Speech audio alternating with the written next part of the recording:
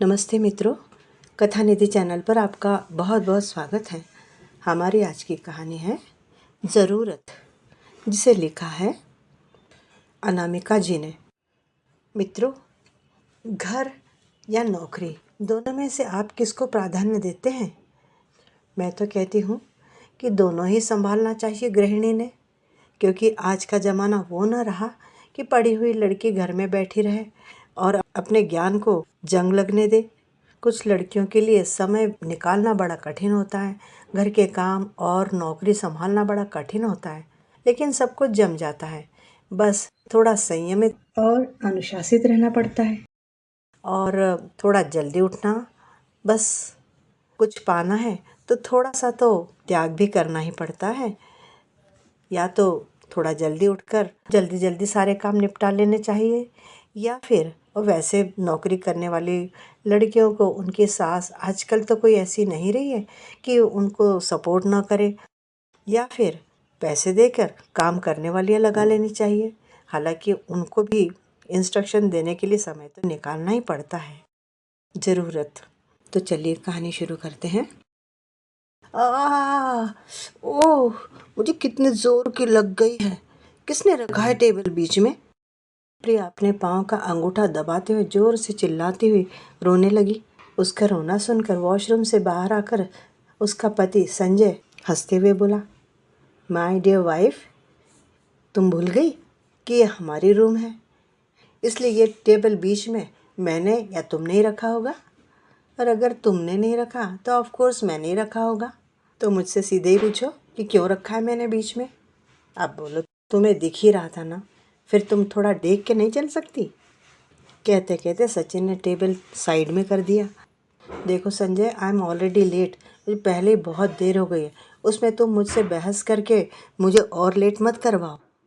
प्रिया आईने के सामने खड़े होकर अपने बाल संवारने लगी। संजय ने पीछे से आकर उसे अपने बाहों में जकड़ लिया। अरे हुआ क्या है रानी सरकार को, इतनी क्यों चिड़चिड़ा रही हो? अब मुझसे ना बुलवाओ दोबारा। तुम जानते नहीं क्या बात है मेरे चिड़चिड़ाने की? क्या ज़रूरत है मुझे जॉब करवाने की? तुम्हारा बिजनेस इतना बढ़िया चल रहा है, मम्मी जी और पापा जी की पेंशन आ रही है घर में, फिर भी मुझसे नौकरी करवानी है? घर में सबको पैसे का कितना मोह है तुम लोगों को। प्रिया अपना गुस्सा प्रकट कर रही थी। संजय ने उसकी ठोड़ी पकड़कर कहा, क्या बात कर रही हो तुम? तुम्हें आज ऑफिस में पहुंचने में देर हो रही है, इसलिए तुम चिड़चिड़ा रही हो ना? चलो, तुम्हारे पैसे का घर में किसको मोह है बताना ज़रा। किसी ने तुमसे एक पैसा भी लिया है आज तक? थोड़ी देर पहले जो संजय अपनी पत्नी से लाड लड़ा रहा था, अब वो भी चिड़चिड़ा गया। जाओ भाई, तुम्हें लेट हो रहा है, जाओ तुम ऑफिस अपने। प्रिया ने बहस बढ़ाते हुए कहा, अब क्यों तुम बहस कर रहे हो मुझसे? क्या होता अगर मैं जॉब न करती तो? घर संभालती आराम से, क्या बिगड़ जाता? क्या ज़रूरत थी इतनी भाग दौड़ करके जॉब करने की? तुम्हारा ठीक है संजय, तुम खुद ही बॉस हो अपने कंपनी के, लेकिन हमारे सिर पे तो ऑफिस में बॉस बैठा रहता है ना। टाइम से लेट हो जाओ तो उनकी बातें सुननी पड़ती है। अरे हाँ, तो जल्दी निपटाती ना अपना काम। आजकल की लड़कियों को तो खुद के पाँव पे खड़ा होना रहता है, आत्मनिर्भर बनना रहता है, इसलिए जॉब करना रहता है। यहाँ तो सब उल्टा ही काम है। तुम अपना पैसा कमाती हो, कितना अच्छा है। अपने मर्जी से तुम चाहे जैसा खर्चा कर सकती हो, कोई तुम पर डिपेंड नहीं है, निर्भर नहीं है। तुम्हें कोई पूछता नहीं कि तुम अपने पैसे का क्या करती हो। इस बात का तो तुम्हें गर्व होना चाहिए प्रिया। संजय उसे समझाने के स्वर में बोला।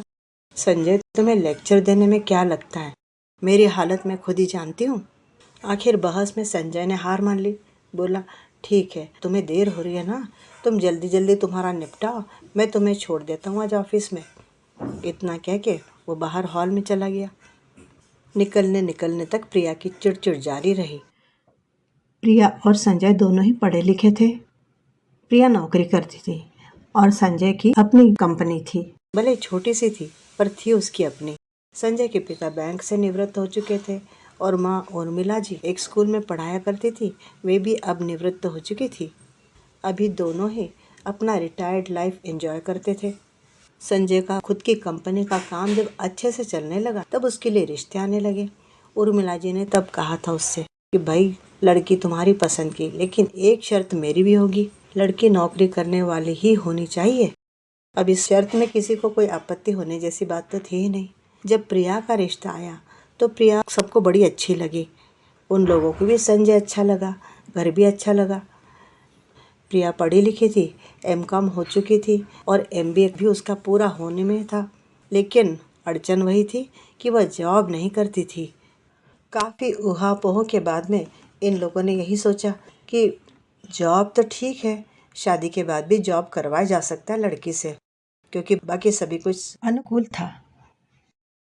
प्रिया के माँ बाप ने उसे समझाया कि जॉब का क्या है, तुम्हारी मर्जी हो तब तुम उसे छोड़ भी सकती हो, लेकिन इसी वजह से इतना अच्छा रिश्ता मना करने में कोई तुक नहीं है।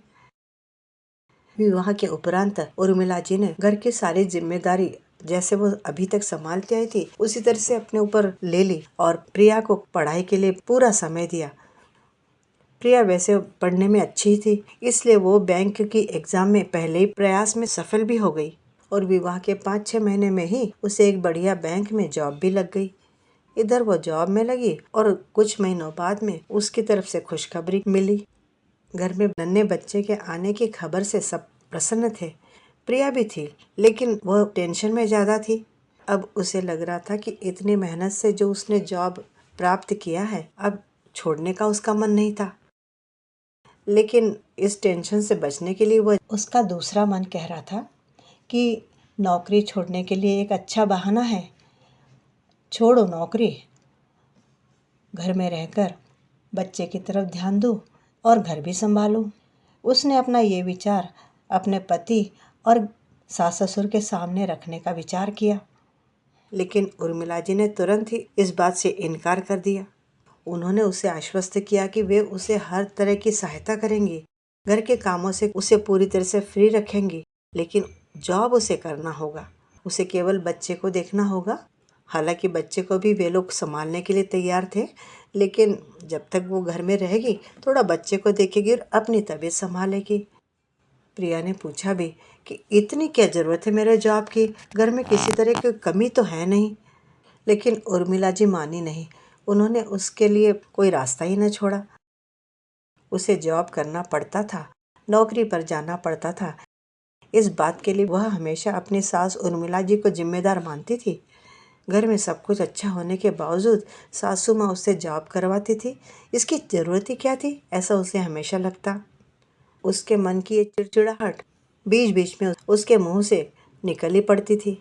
प्रिया और संजय का 4 साल प्यारा सा बच्चा था। उसे तो उसके दादा दादी ही देखा करते थे। घर में सभी कामों के लिए नौकरानी थी ही सही। समय बदलते देर थोड़े ना लगती है, कब कौन सी आपत्ति आ जाए कोई कहा जा सकता है। और ऐसा ही हुआ। अचानक ही संजय को उसके कंपनी में बहुत बड़ा घाटा उठाना पड़ा। कंपनी के लिए उसने बड़ा भारी लोन ले रखा था। चिंता की वजह से संजय डिप्रेशन में चला गया। उसे इतना निराशा आ गया कि वह कंपनी में जाने से भी कतराने लगा। उसी में संजय के पिता को हार्ट अटैक आया और वे कुछ ही दिनों में चल बसे। एक हंसते खेलते परिवार पर एक के बाद एक विपत्तियों की जैसे लाइन ही लग गई। पति के जाने का गम भुलाकर उर्मिला जी ने अपने बच्चों के लिए, प्रिया और संजय और अपने पोते के लिए फिर से खड़े होकर कमर कस ली। पिता के न रहने से संजय और भी निराश हो गया था। उसके लिए दिमागी काउंसलिंग की भी जरूरत थी। पैसा खूब खर्च हो रहा था। अब यह सारा हिसाब प्रिया देखने लगी थी। एक रात वह हिसाब लगाती बैठी थी, कॉपी में नोट कर रही थी कुछ। उसी समय उसके कानों में खुद की कही हुई बात घूमने लगी। आखिर मेरे जॉब की ज़रूरत क्या है? घर में सबको मेरे पैसे का मोह है जैसे। घर में सब कुछ तो अच्छा है, मेरे जॉब की क्या ज़रूरत है? उसको अपनी बात याद आते ही उसकी आंखें डबडबाई। आज उसे समझ में आया था कि क्या ज़रूरत थी जॉब करने की। आज वह अच्छे काम पर लगी हुई थी, इसलिए परिवार आर्थिक रूप से अभी भी सक्षम था। उसे लगा वह बिना वजह ही अपनी सास पर गुस्सा निकाला करती थी। आज उसे इस बात को सोचकर बड़ा अपराध बोध सा हुआ। वह तुरंत ही उठी, उर्मिला जी के कमरे में गई। उर्मिला जी एक हाथ में किताब पकड़ के पढ़ रही थी और दूसरे हाथ से अपने पोते को थपकियां देकर सुला भी रही थी कि प्रिया उनके सामने डबडबाई आंखों से आकर खड़ी हो गई। उर्मिला जी ने पूछा, क्या हुआ प्रिया, क्या बात है? तुम्हें भी नींद नहीं आ रही अभी? तुम्हारा सोने का समय नहीं हुआ अभी? क्या बात क्या है? प्रिया से कुछ बोला न जा रहा था, उसका गला रोंद गया था। आखिर उर्मिला जी खड़ी हो गई और उन्होंने प्रिया के कंधे थपथपाते हुए पूछा, आखिर क्या बात है प्रिया, बता दो। प्रिया से उसकी रुलाई रोके न गई और वह मम्मी जी कहते हुए उनसे लिपट गई। अरे क्या बात हो गई बेटी? उर्मिला जी ने उसे सहलाते हुए कहा। मम्मी जी मुझे माफ़ कर दीजिए, आप हमेशा से बराबर थी। आपने ही मुझे ज़बरदस्ती नौकरी करने के लिए कहा था और उस समय मैं हमेशा कहा करती थी कि क्या ज़रूरत है नौकरी करने की। आज आपकी पेंशन और मेरी नौकरी की वजह से हमारा घर बिखरने से बच गया। अगर मैं अपनी बात पे अड़ी रहती तो आज हमारे हालात कितने ख़राब हो गए होते। उर्मिला जी ने उसकी पीठ सहलाते हुए कहा, बिल्कुल सच है बेटी, लेकिन अभी तो हमें काफ़ी आगे बहुत संघर्ष करना है। तुम देखना, जल्दी ही संजय अपने पुराने जोश और उत्साह से काम करने लग जाएगा, लेकिन तब तक हम दोनों को खड़े रहना है हिम्मत से। हाँ मम्मी जी, कहते हुए प्रिया ने अपने आंसू पोंछे। आज उसका मन बहुत हल्का हो गया था। उसे समझ में आ गया था कि क्यों उसकी सास उसे जॉब करने के लिए प्रवृत्त करती रही और उसे जॉब करवा कर ही मानी। तो मित्रों, ये थी कहानी ज़रूरत। उम्मीद करती हूँ कि अच्छी लगी होगी। अच्छी लगी हो तो एक लाइक कर लीजिए, लाइक कीजिए। कहानी के बारे में अपने विचार भी कमेंट बॉक्स में लिखिएगा। चैनल पर नए हैं तो चैनल को सब्सक्राइब कर लीजिए। कहानी सुनने के लिए धन्यवाद। आपका दिन शुभ हो।